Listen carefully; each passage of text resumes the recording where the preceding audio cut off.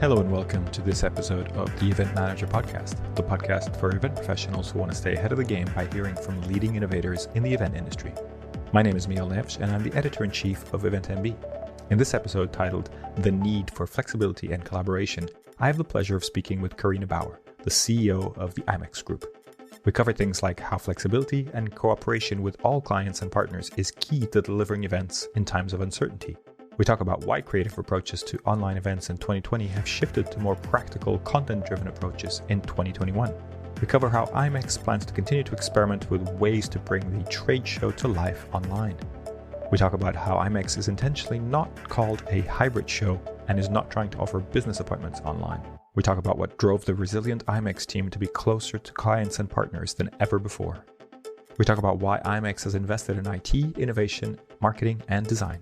And we talk about what a hybrid workforce means for the event industry going forward.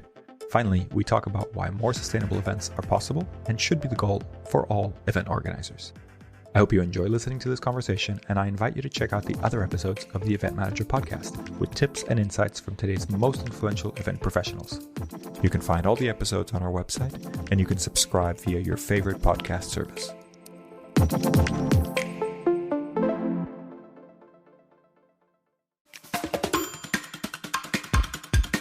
Welcome to the Event Manager Podcast. I am delighted to have with me Carina Bauer, the CEO of IMEX. Hello, Carina. Welcome to the show. Hi, Miguel. Thanks for having me. Now, Carina, you and I go way back. I worked with IMEX for 6 years, from 2011 to 2017, which was great times, lots of shows, which was lots of traveling around the world representing IMEX, which is also enjoyable. But for those people who don't know who you are and how you got to be the CEO of IMEX, could you give us a little brief story of who you are and how did you get to be you? Yeah, sure. Absolutely, Miguel. So about 20 years ago, IMEX was founded by my father, Ray Bloom. And he had been in the exhibition industry since the early 80s, actually. So in many ways, I kind of grew up in the industry. A lot of our summer holidays were spent doing what were then IACVB, now DI conferences and MPI conferences in the summers. And obviously I went to EIBTM shows because that was the show that he founded in the 80s. So I had kind of an inkling of what the industry was about, and in 2002 formally joined IMEX about a year before the first Frankfurt show, with the intention to just help out as I could for that first show and leave and do something else. But I really loved it and ended up staying. And, when I joined, I wanted to join and just learn the business. So I didn't join as CEO. I joined, in a marketing position and learned different elements of the business. And when we launched IMEX America, that was when I transitioned into the role of CEO. So been doing that for a little over a decade now. Okay, great. And if you speak to friends that are not part of the industry, how do you explain to them what you do? Yeah, so I started saying that I'm a trade show organizer, and then they look slightly confused. So I say I organize mega events for the events industry.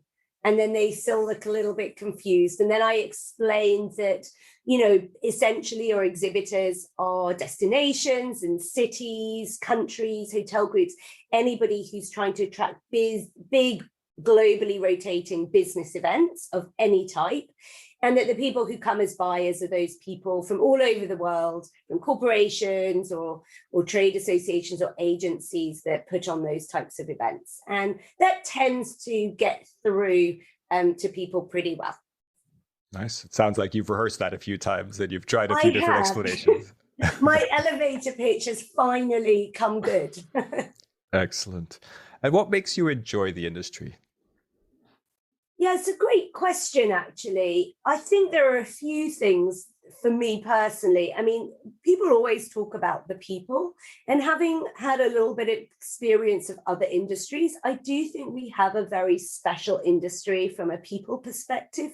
There are really kind, open, genuine down-to-earth people in this industry, and they're global, and that's always really interesting, isn't it, to meet people from different cultures with different outlooks who are open enough to explain what that outlook is and help you understand it and be welcoming to you. So I think that's a massive part of it.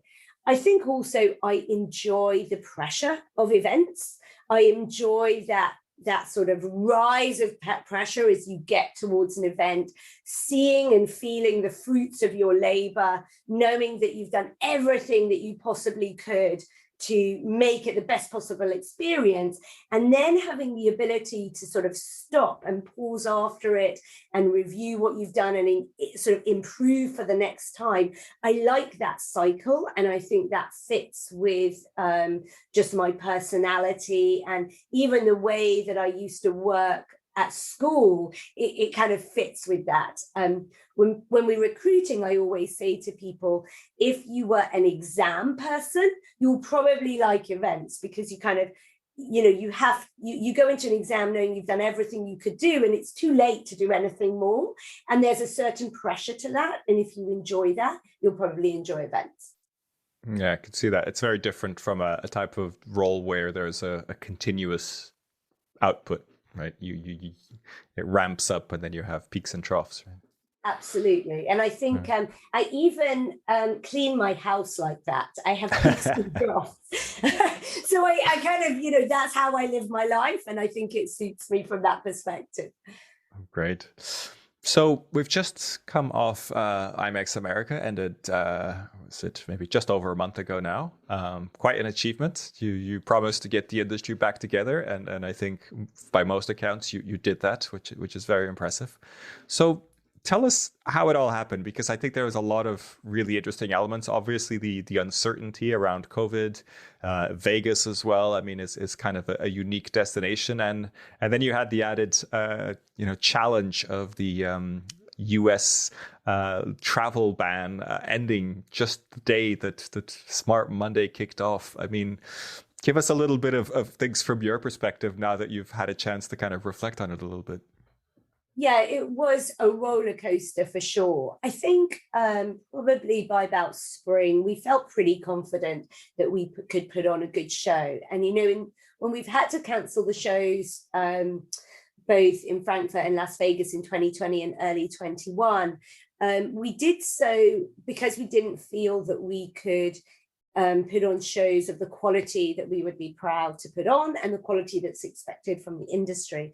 We felt quite confident that we could do that for IMEX America, especially as we saw things starting to really open up in the US in the summer, like from June onwards. Can I just ask you to expand a little bit on what you mean by the quality? Is that the amount of people, the type of people, the amount of exhibitors? Like, how do you define what makes a quality show? Like, what is that kind of threshold? Yeah, that's another good question. I think, ultimately, it's about getting sufficient number of our exhibitors and hosted buyers from around the world there at the same time. But of course, it's always focused on those hosted buyers, because if we can get the hosted buyers in, it's likely that the exhibitors will be able to come as well.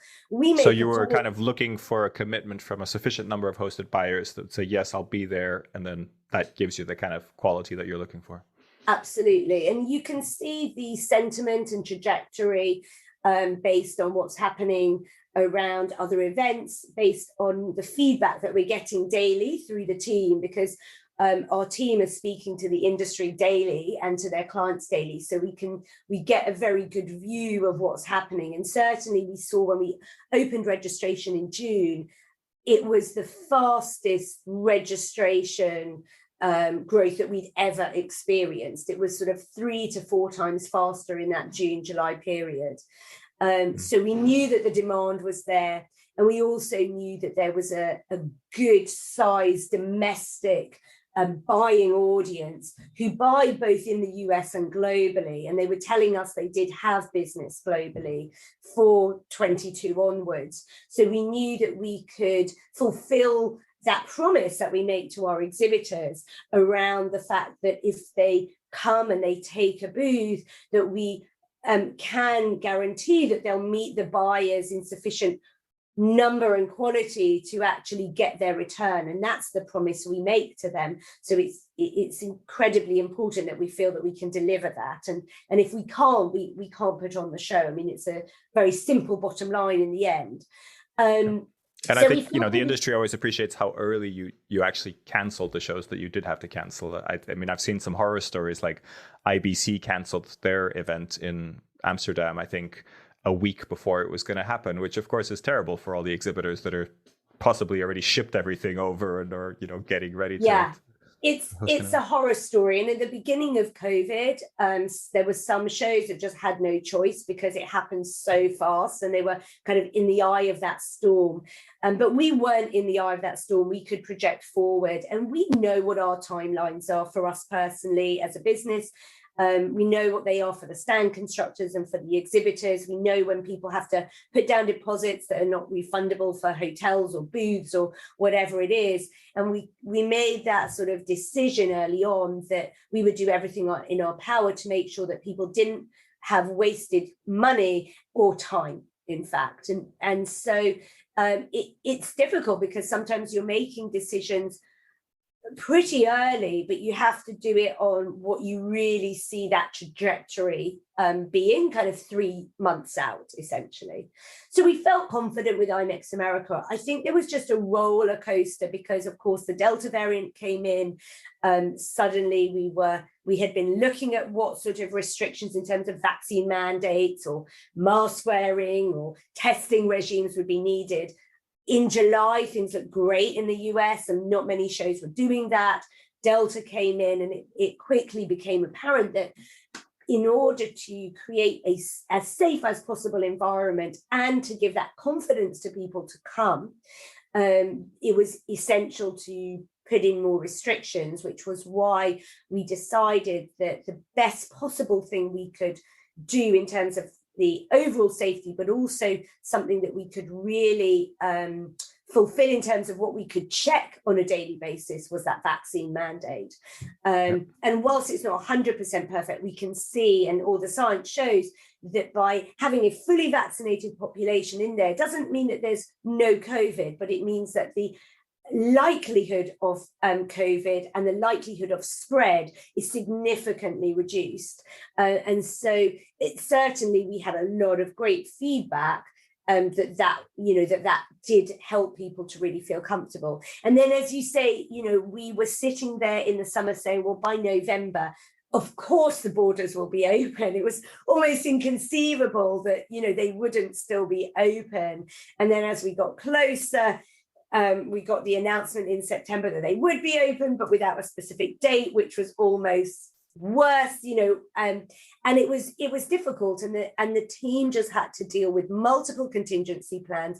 They redrew the full plan 5 times, and they did that in order to give our Europeans in particular as much flexibility as possible for as long as possible. And that's kind of what we learned was, as event planners, we want to make decisions months and months in advance and have everything set and ready to go. And we simply couldn't do it. So it's very uncomfortable for us and for the industry. But that sort of agility and flexibility and ability to make decisions at the right moment for the external circumstances rather than when you want to do it as a business, that's actually was the hardest thing.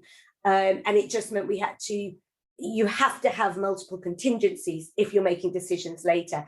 And so you put in a lot of upfront work, but only a third of it's going to really come through. But that gives you the comfort to push the decision further. Yeah, that's really interesting.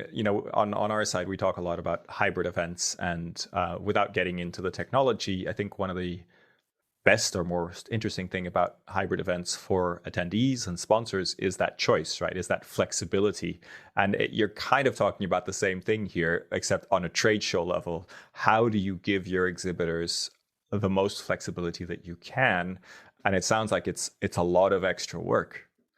Yeah, a lot of extra work. And also it's about a partnership ecosystem, because we can give them that flexibility if their stand constructor didn't give them their flexibility, or if the venue didn't push the date for when they could place orders without ramping up the price, or, or their hotel rooms weren't cancelable, all of those things. So, that sort of really fantastic supplier ecosystem really came into its own, where everybody said, yeah, we'll do everything we can to get this show on, and therefore all of us have to give that flexibility. And we had 3 or 4 different options for just getting the staff to the show, so every single element just had multiple options. And we created multiple options for contingencies on site, if there were COVID cases or, whatever it is. And it was very interesting in that sense. A lot of work, but also I think we learned a huge amount from it. And do you think that's the only way forward now? I mean, because it does sound like companies, organizations that aren't able to offer that flexibility or don't want to, I don't think people are going to work with them, or they're going to lose out to the ones that are able to offer that flexibility. I think in our current environment, I think it's very difficult to be a company that is very rigid, because the uncertainty in our external environment at the moment is such that if you are too rigid, you will close down options for yourself and for your customers, without a doubt. So I don't say those companies have no future, but I think their future, or their immediate future, is definitely made more difficult by offering a lack of flexibility. I hope that the external environment won't stay this uncertain and volatile forever. But I think this kind of learning doesn't go away in a way. And we all know that the worst can happen. And so I think people are going to certainly be much more questioning of terms and conditions and flexibility than they were before. Very interesting. Well, thank you for sharing that. Just curious, do you think this will impact, both shows, IMEX in Frankfurt and IMEX America, going forward? Or do you think you'll go back to doing things as you used to do, in a situation where there isn't so much COVID uncertainty, let's say? Yeah, I think that actually what we saw at IMEX America was, and what we deliberately tried to design, was a mix between doing some new things, some innovations like our broadcast studio, learning from what we've been through, looking at the flow of the show, how people interact, giving a heightened sense of comfort, not just safety, but actual sort of comfort as well in how people navigate the event. But also designing in familiarity. And we didn't try to change everything. And actually the feedback was that people really appreciated the fact that it felt normal in the words. Like, so many people came up to me and said, thank you, this feels like a normal show. This is amazing. So I think we have to be careful, and obviously it depends on your event.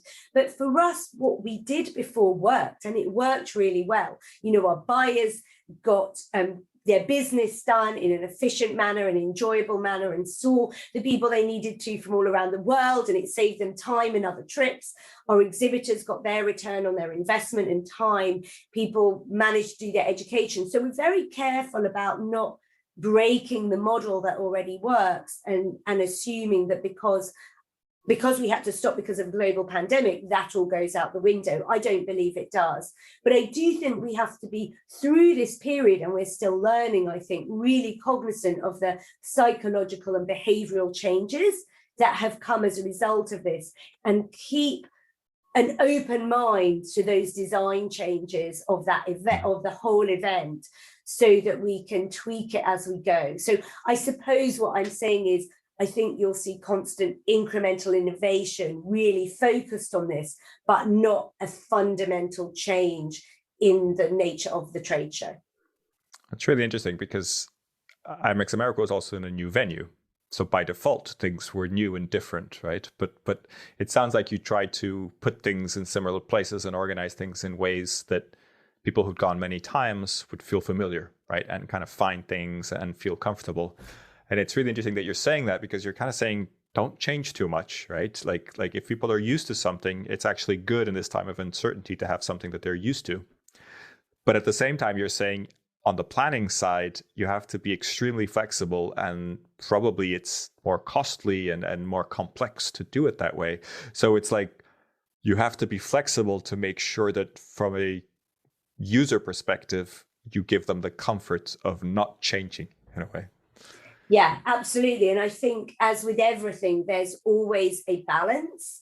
And I also think you have to look at your event. How successful was it beforehand? Because there are some events that maybe were not so successful and maybe could really benefit from a massive overhaul and this pause. And there are other events, I think, like ours, that were very successful in many different ways for all the stakeholders. And then we have to be very careful not to change for change's sake. And that's how I would put it. So change if it's going to really improve the user experience for your customers and stakeholders, but don't change because people are saying that the world is different and you should change. So I guess you just have to be very determined about it and thoughtful.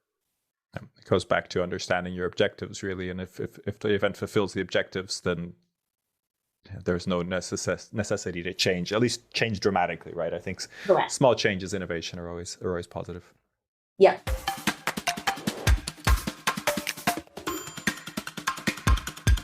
So I wanted to go back a little bit to sort of the start of the pandemic. IMEX in Frankfurt 2020, that was a little bit more of a last minute cancellation compared to the other ones, right?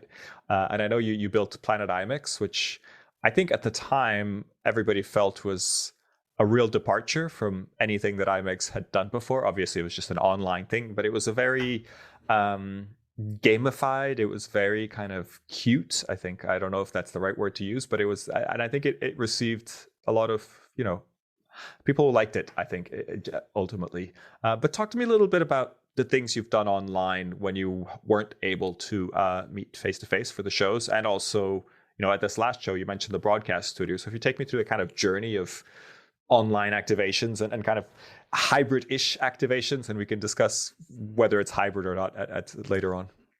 Yeah, so I mean, when we first cancelled the Frankfurt show, from our perspective, we were sort of 9-10 weeks out, so we had everything set. The education program was about to go live on the website. We had all the speakers, we had all the sessions, so it was kind of the obvious thing to do to say very quickly, of course, we'll do something online.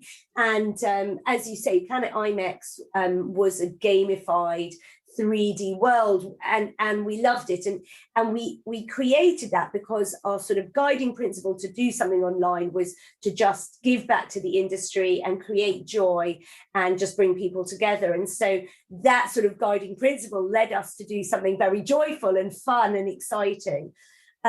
We really loved Planet IMEX and we loved that 3D world and that model. What we struggled with in hindsight after we'd done it twice was linking the experience of that 3D world with the actual delivery of the education and the networking and the business appointments, because that tech wasn't quite ready for that full integration. So we decided to shift in 21 to something which wasn't as gamified and exciting as an experience, but was a full integrated platform for the Buzz Hub. And the other thing that we looked at the end of 2020 was we felt very strongly that Planet IMEX was 2020.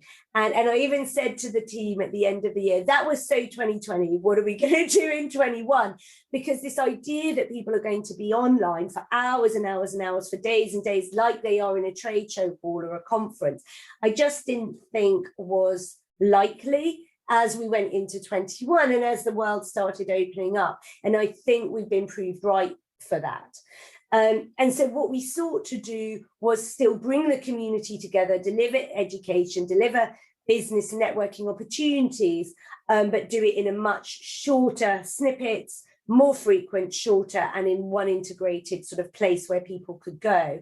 And we also wanted to experiment with this community building aspect and what does it really take to drive people into the networking element of these platforms. And we wanted to learn from the experience. And we decided to do that in early 21. And then as we looked forward towards IMEX Americas, we said, well, what learnings from this can we take to the show? And we decided probably in spring, summer of this year that IMEX America wouldn't be a hybrid show. We didn't really believe that we could deliver a full hybrid experience, because for us, the show is about, the core is about the business that's done on the booths and those business opportunities. And everything we'd see, but all the online events we'd done was that people are interested in coming in for some great content.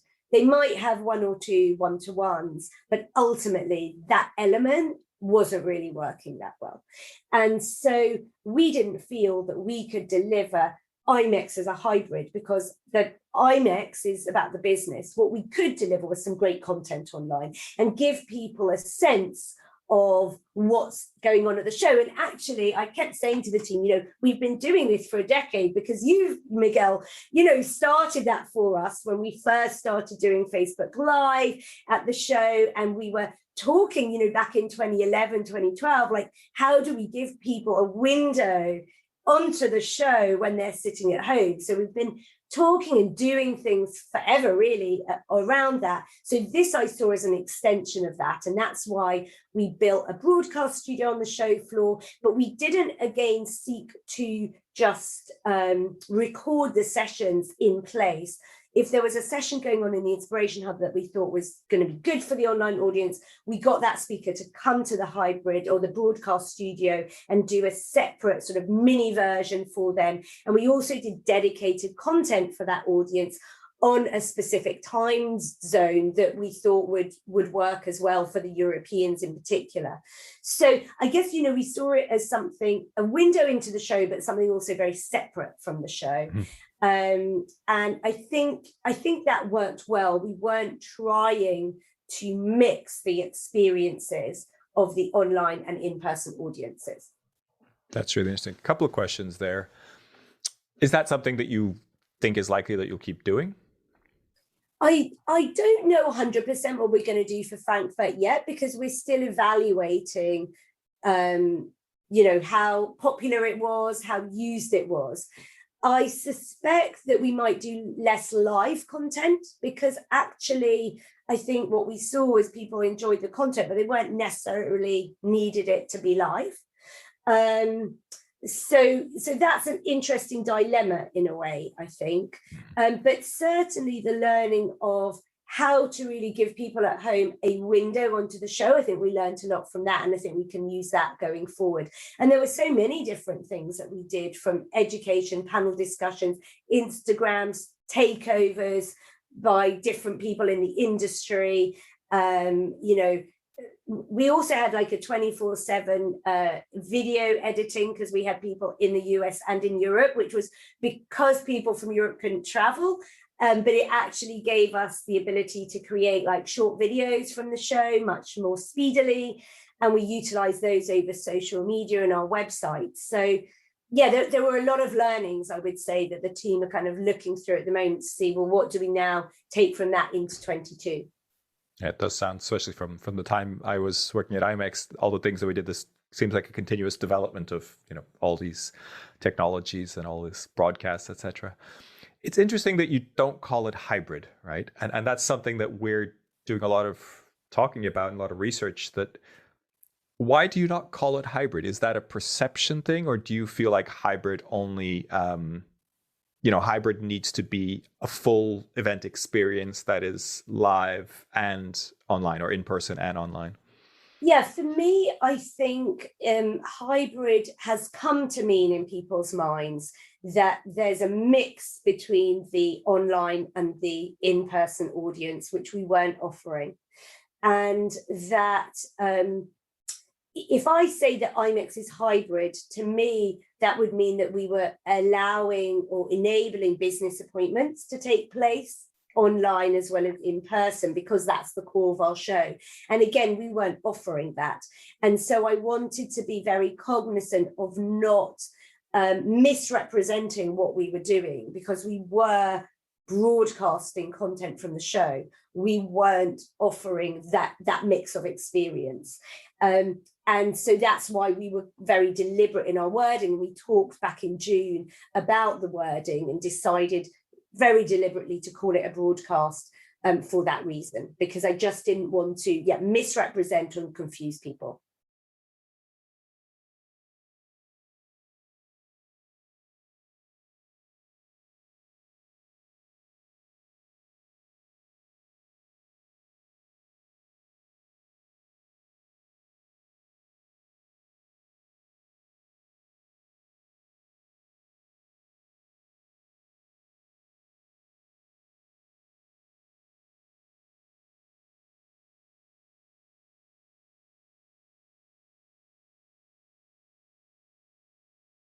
Absolutely.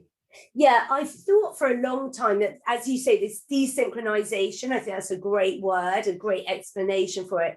I think that can work really well. And there's no reason hybrid has to be everything at one time. And I think that's definitely the type of thing that we'll look for in the future as well, because at our shows, and at any event, you've got the opportunity to capture so much great content that you can use for your community engagement year round. And that's probably, where most people will go, unless it's a very specific meeting that you need people to sort of call into in that moment. Otherwise, if you're at home, do you care that there's the event going on right this minute, or whether you can get the content next week? You probably don't care, because you're not there anyway. You probably haven't cleared your schedule for that event that you're not actually attending. So I think, it's interesting psychologically and behaviorally.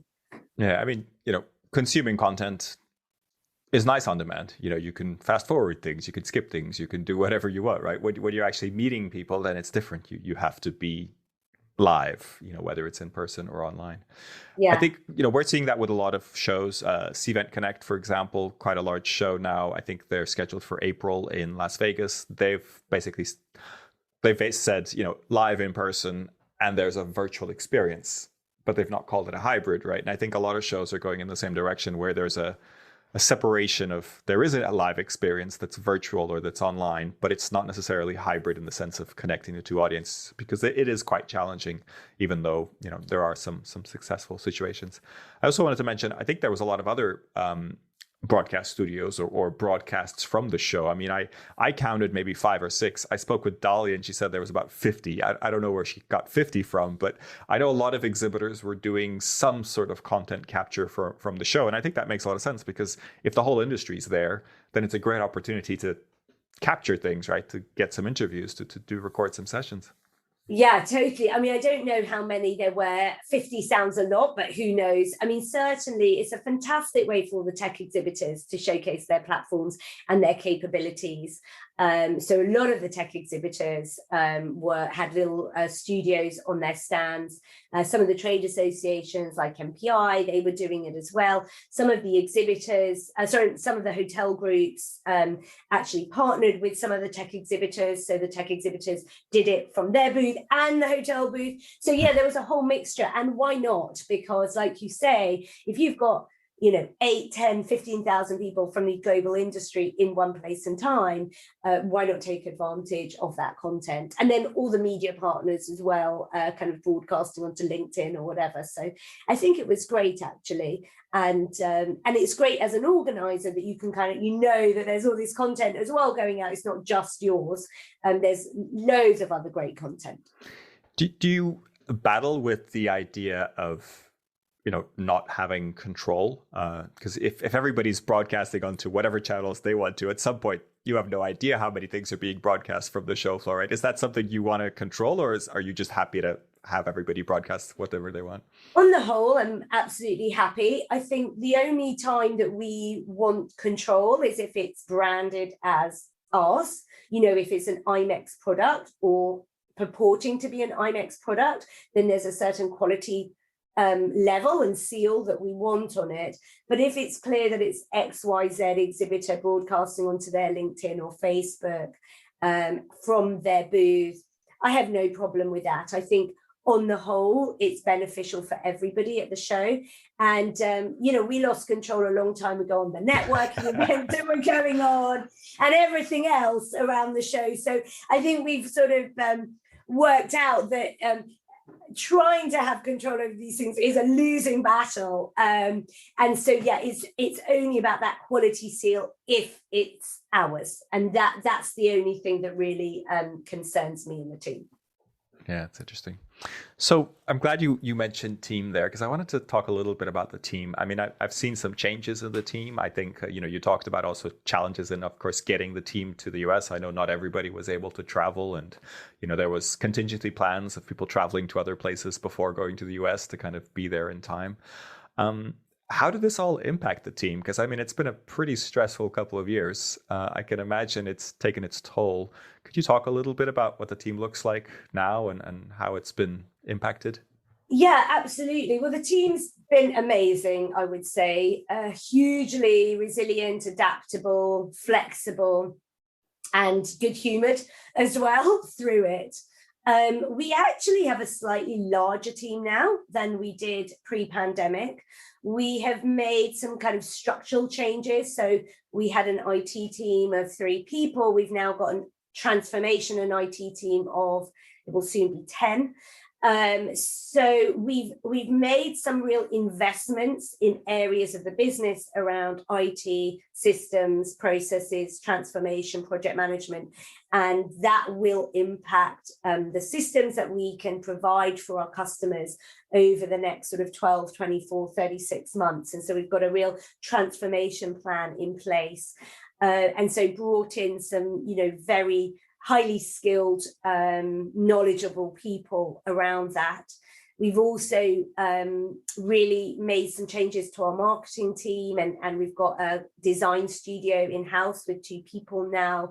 So we've made some real investments in different parts of the team. And of course, the team has learned so much, whether that's about broadcasting, whether it's about managing events on Zoom or Swapcard or, whatever other systems, what it takes to put together virtual education, what works, what doesn't. So we've had some big sort of shifts, but on the other hand, we still got our core team, people that have been with us for many, many years, as well as some new people. And I think we probably, at the show, we probably had about 15 people who'd never been to a show before, some of whom had joined us pre-pandemic, and they were working to the first show and just, never got to Frankfurt 2020.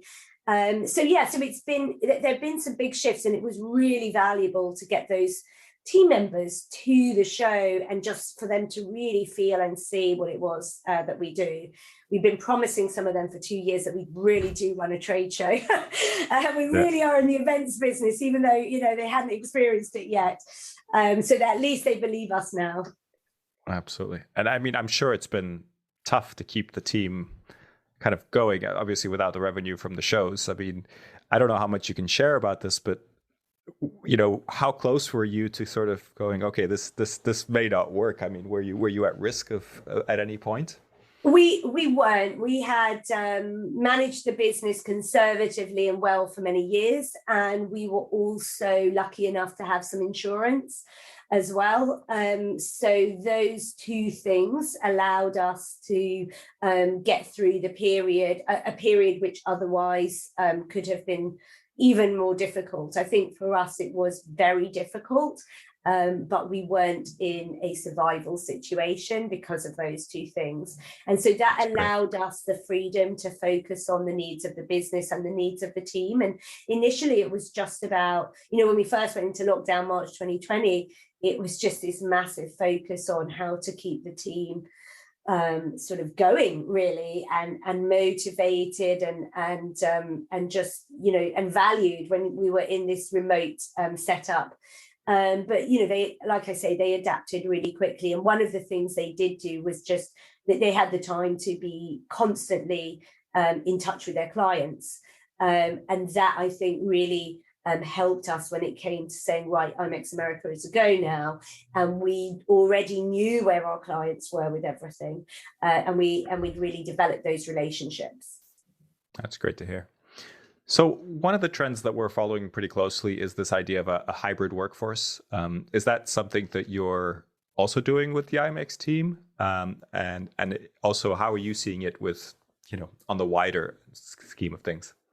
Yeah, I think one of the things we were building towards was far more flexibility anyway, prior to the pandemic, and this just sort of blew that up.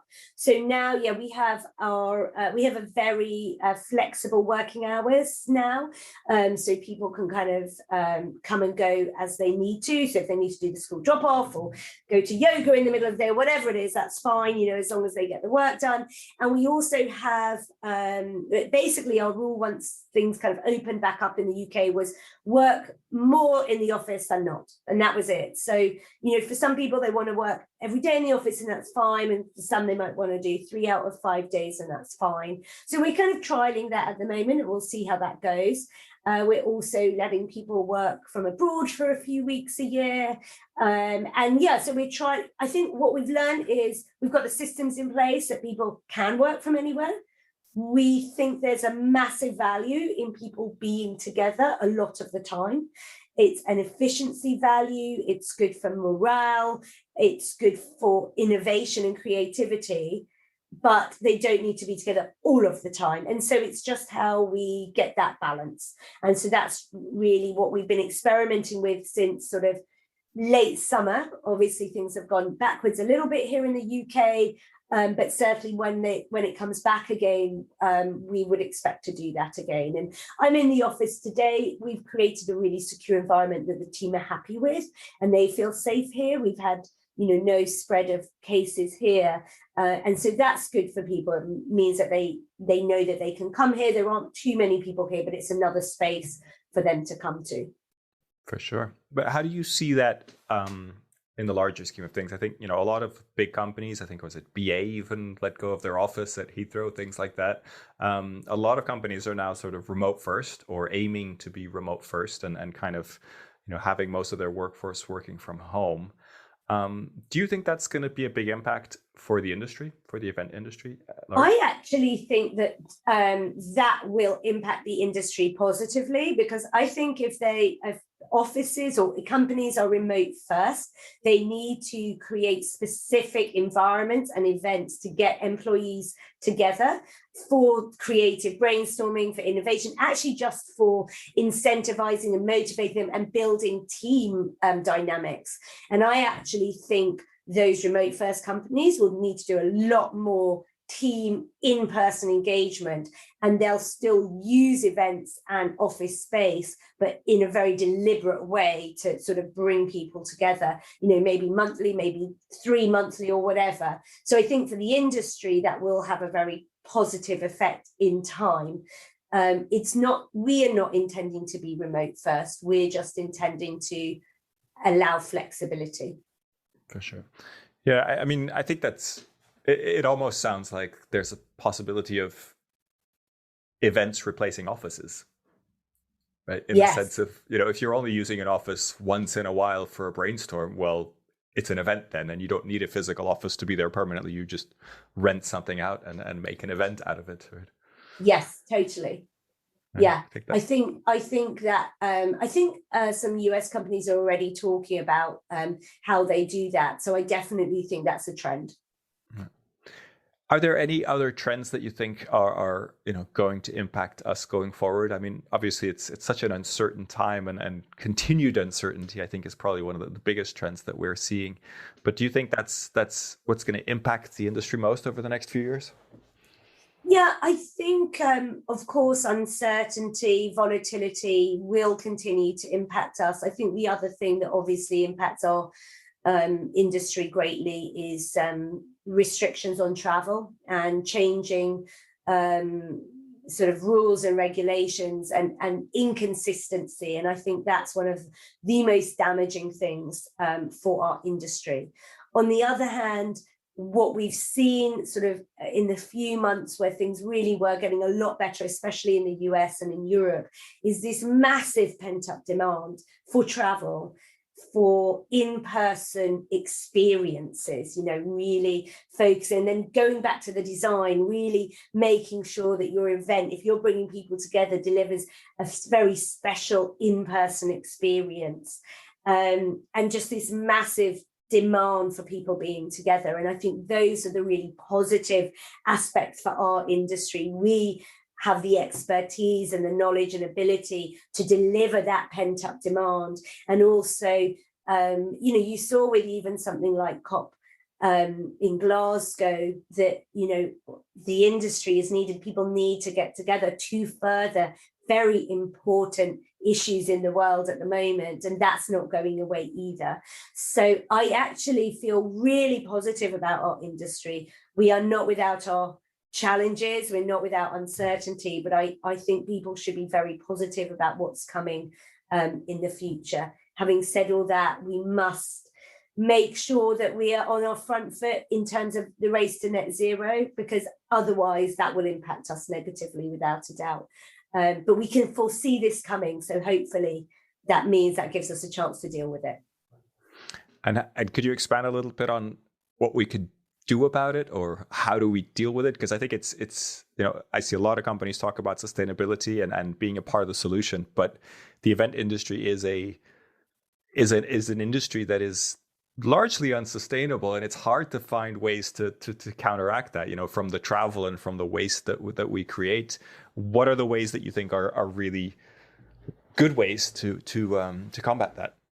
Yeah, I think in terms of the way we build and run events and look at that event life cycle, there are certainly many, many things that we can do if we work together. So that's the supply chain all the way through to organizers and venues, to actually eliminate possibly all of that waste and really rethink the materials we're using so that they aren't going into the waste streams, reduce water consumption. So I think events genuinely can be run in a much more sustainable or less impactful way.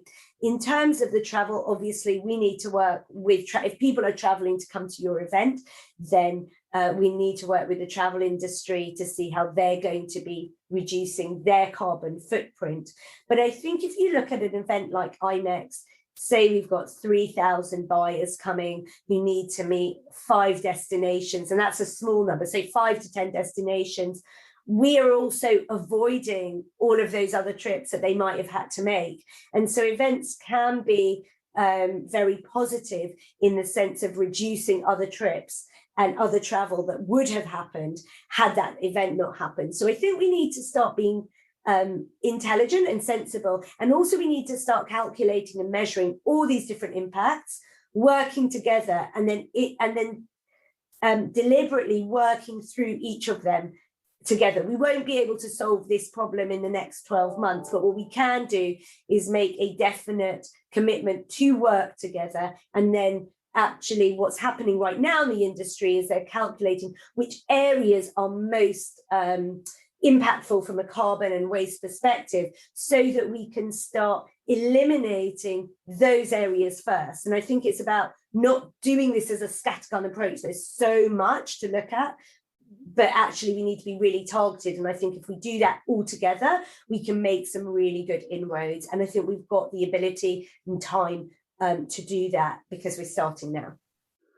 That's great. And I think it's easy to be negative about the sustainability of the industry, but I think it's also, if you're feeding 15,000 people, they would have had to eat somewhere else that day as well, right? So it's not necessarily just thinking about how wasteful it is to feed 15,000 people. Actually, it can be quite efficient to feed everybody in one place, because then, you're only making one lot of food or something like that. So I'm sure if you extrapolate that to all sorts of other areas in the event industry, you can save energy and save resources in that sense.